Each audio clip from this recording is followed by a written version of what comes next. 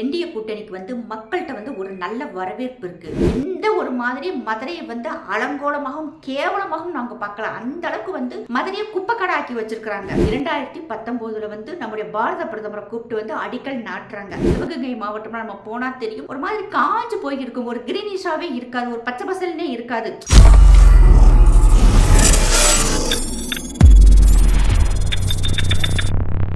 வந்தே மாதரம். மக்கள் அனைவருக்கும் வணக்கம்.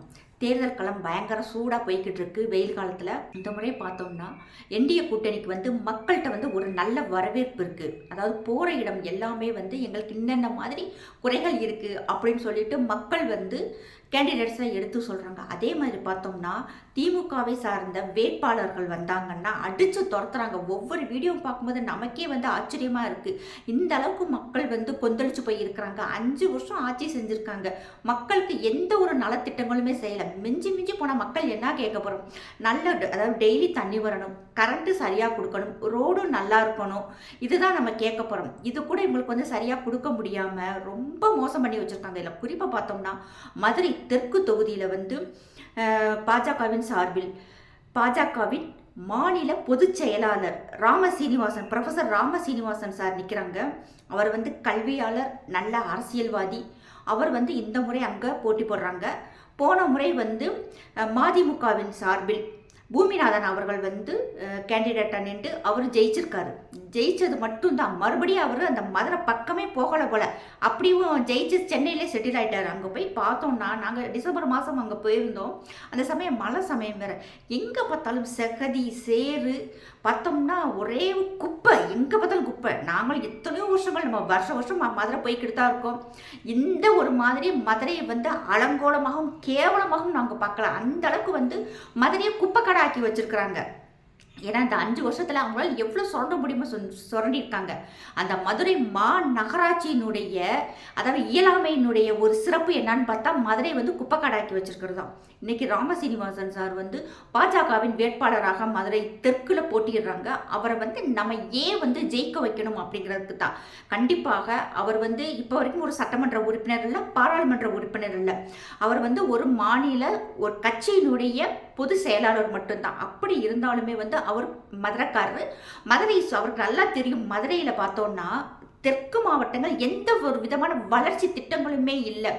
பொருளாதாரம் மிகவும் நலிவடைந்து இருக்கு. இன்னைக்கு எப்படி பார்த்தோம்னா கொங்கு மண்டலம் ஃபுல்லாகவே நல்லா செழிப்பாக இருக்கும். அந்த மக்கள் சுயம்புவாக அந்த கொங்கு மண்டலத்தில் சிறப்பாக்கி வச்சுருப்பாங்க. ஆனால் இங்கே தெற்கு சைடு பார்த்தோம்னா ரொம்பவும் ஒரு மாதிரி வறட்சியாக இருக்கும், தண்ணீர் பஞ்சமாக இருக்கும், ஒரு நலத்திட்டங்கள் எதுவுமே கரெக்டாக சேராது, பொருளாதார முன்னேற்றமே இல்லை. இதை பார்த்த ராமசீனிவாசன் சார் கண்டிப்பாக நம்ம தெற்கு பகுதியை நல்லா டெவலப் பண்ணி கொண்டு வரணும் அப்படின்னு நினச்சிட்டு அவர் முதல்ல எடுத்த முயற்சி என்ன தெரியுமா? நம்முடைய பாரத பிரதமராக வந்ததுக்கு பிறகு டெல்லியில் இருக்கிற எய்ம்ஸ் மாதிரி இந்தியா முழுவதும் மற்ற மாநிலங்கள் கொண்டு வரணும் முடிவு எடுத்த உடனேவும் ராமசீனிவாசன் தானாக போயிட்டு எங்களுடைய மாநிலத்துக்கும் ஒரு நீங்க எய்ம்ஸ் கொண்டு வாங்க அப்படின்னு சொல்லி கேட்டது மட்டும் இல்லாம மொத்தம் தமிழ்நாட்டில் 6-7 இடங்கள் காமிக்கப்படுது. அவர் குறிப்பா சொல்றாரு மதுரையில் நீங்கள் எய்ம்ஸ் வைங்க அப்படின்னு. ஏன்னா இந்த இடத்த சுற்றி நிறைய கிராமப்புறங்கள் இருக்குது. இந்த கிராமப்புற மக்கள் வசதி வாய்ப்பில் கம்மியாக இருக்கிறாங்க. அவங்களால உயர்தரமான சிகிச்சை செய்யணும்னா அவங்க கடன்படணும்.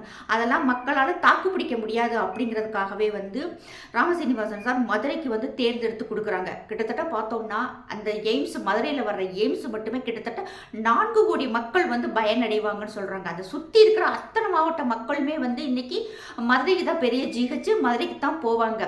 தேனியிலேருந்து தேனி காணாவிளக்கு ஹாஸ்பிட்டல், அதை விட்டோம்னா மதுரைக்கு தான் போகணும். ஏன்னா அந்த அளவுக்கு மதுரையினுடைய ஜிஹெச்சில் தரமாக இருக்குது, எல்லா எக்யூப்மெண்ட்ஸுமே இருக்குது. அதை விட இன்னும் பெஸ்ட்டாக இருக்கணும்னா எய்ம்ஸ் வரணும் அப்படின்னு சொல்லிட்டு மதுரைக்கு கொண்டு வர்றாங்க. இதை உடனே செயல்படுத்த முடியாமல் என்ன செய்கிறாங்கன்னா ஜப்பானினுடைய ஜிஹா என்ற நிறுவனத்துடன் ஒரு ஒப்பந்தம் போடுறாங்க. அந்த ஒப்பந்தத்தினுடைய நோக்கம் அதாவது ஜப்பானினுடைய தொழில்நுட்பமும் நம்ம நாட்டுக்கு வரணும் அப்படிங்கிறதுக்காக தான். ஏன்னா இன்னைக்கு மிக அதாவது மருத்துவத்திற்கு தேவையான நிறைய உபகரணங்கள் நமக்கு ஜெர்மன்லேருந்து வருது. இப்போ ஜப்பான் தொழில்நுட்பமும் சேருது.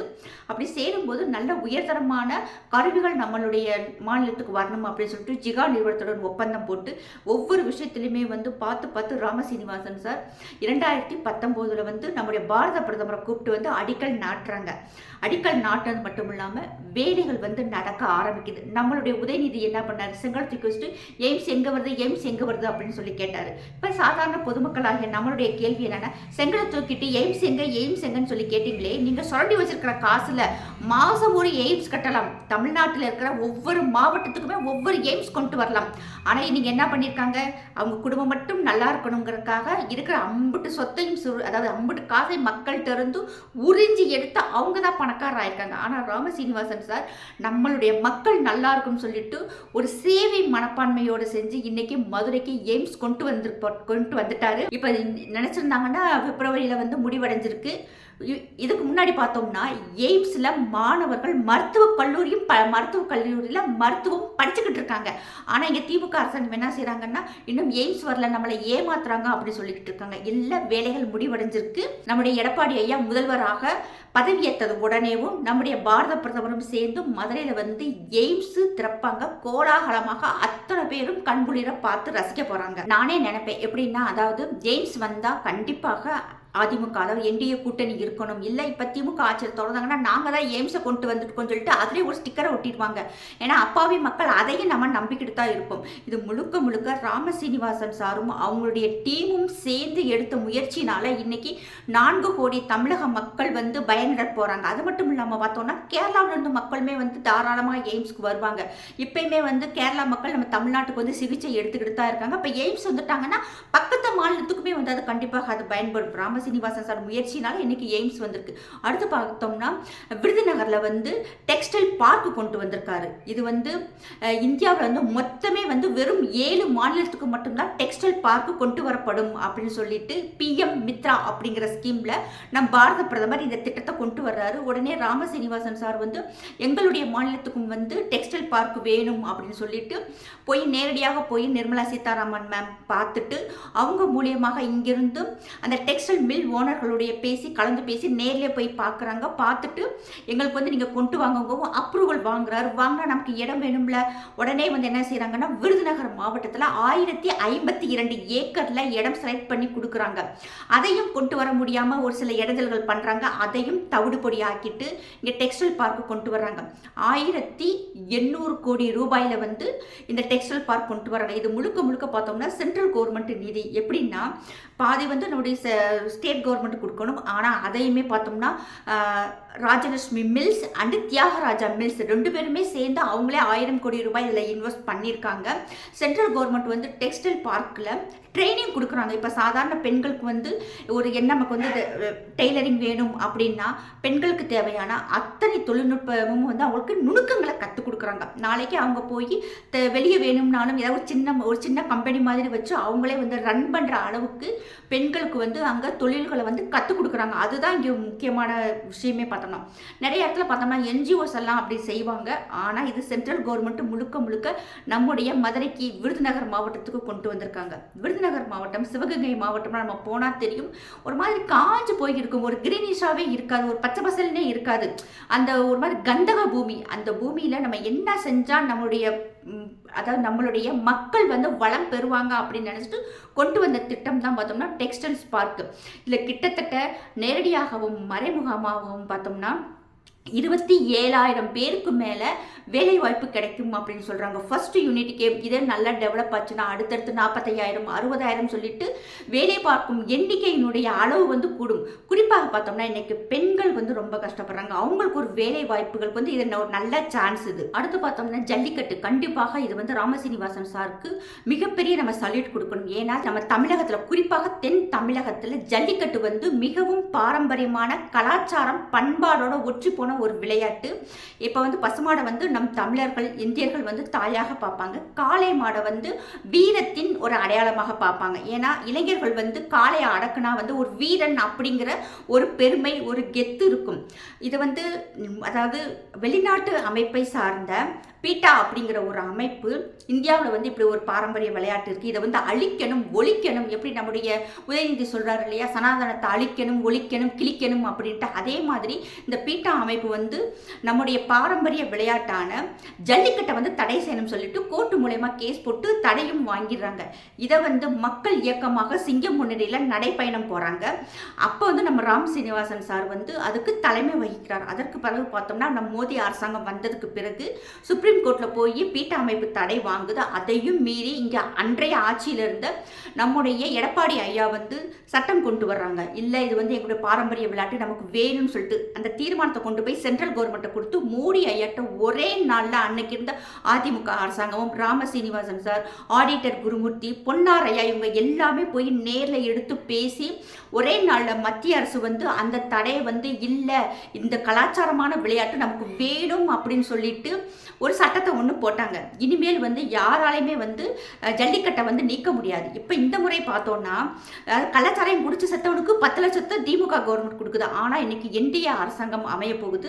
நம்முடைய எடப்பாடி ஐயா என்ன சொல்லியிருக்காங்கன்னா, அதாவது மாடு பிடிக்கும் வீரர்களுக்கு ஏதாவது ஆயிடுச்சுன்னா அவங்க குடும்பத்திற்கு வந்து 25 லட்சம் ரூபாய் தருவோம் அப்படின்னு சொல்லியிருக்காங்க. காயமடைந்த வீரர்களுக்கு வந்து அவங்களுக்கு தேவையான நிதி உதவி, அதாவது 1 லட்சம் 2 லட்சம் அப்படின்ட்டு நிதி உதவி தருவோம்னு சொல்லியிருக்காங்க.